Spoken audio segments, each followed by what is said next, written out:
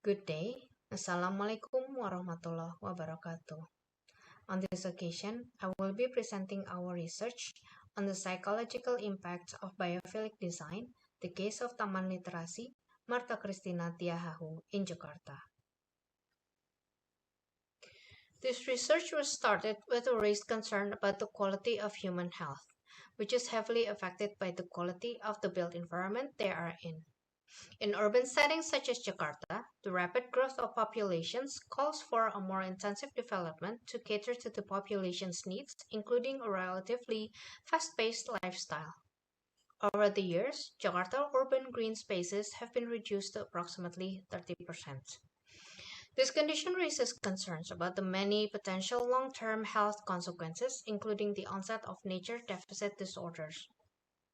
And therefore, there is a pressing need to establish the connection between humans and nature within urban settings to mitigate the adverse effects.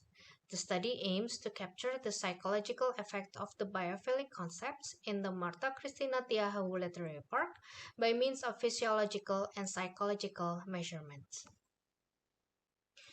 The study uses a mix of qualitative and quantitative approaches.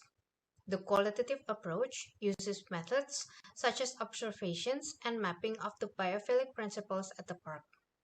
The quantitative approach uses respondents to measure their physiological traits such as blood pressure and heart rate variability in 3 phases starting before the stress-inducing test.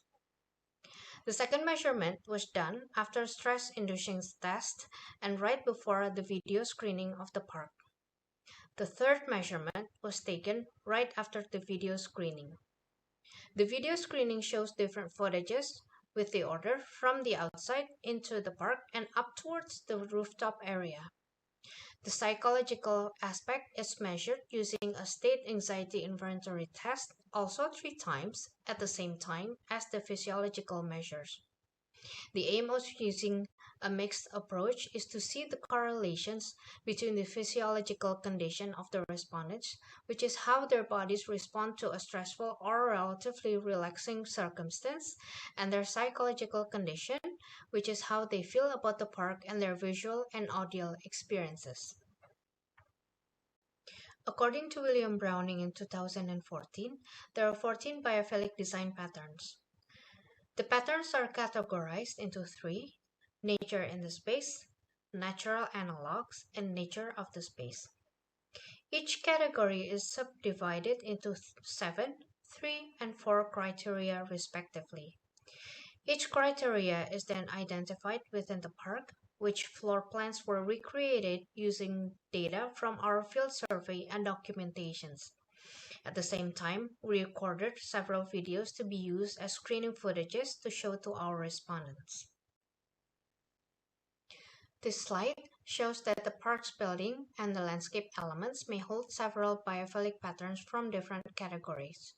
For example, the pond at the center of the park is identified as a way to connect with nature, both visually and non-visually, while obviously it is a form of a body of water. The pond's presence also connects to the natural system, which also helps in the thermal regulation of the immediate environment. The greeneries in different areas play different roles in relation to the biophilic patterns. While it clearly holds a great connection, visually and non-visually, with nature, it is also the epitome of biomorphic form and patterns. The respondents consist of 26 students and 4 lecturers of Tanri Abeng University. Prior to participating, they were engaged in a number of classroom activities such as teaching, learning, reading, and presentations, which were quite intense and stressful.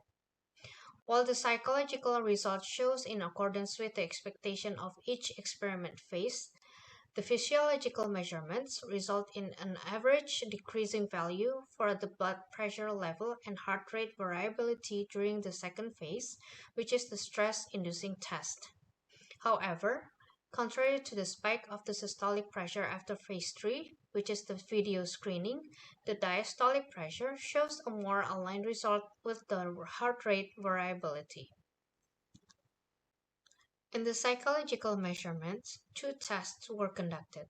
The first one was the State Anxiety Inventory Test, in which the respondents were asked to express their emotions during all three phases.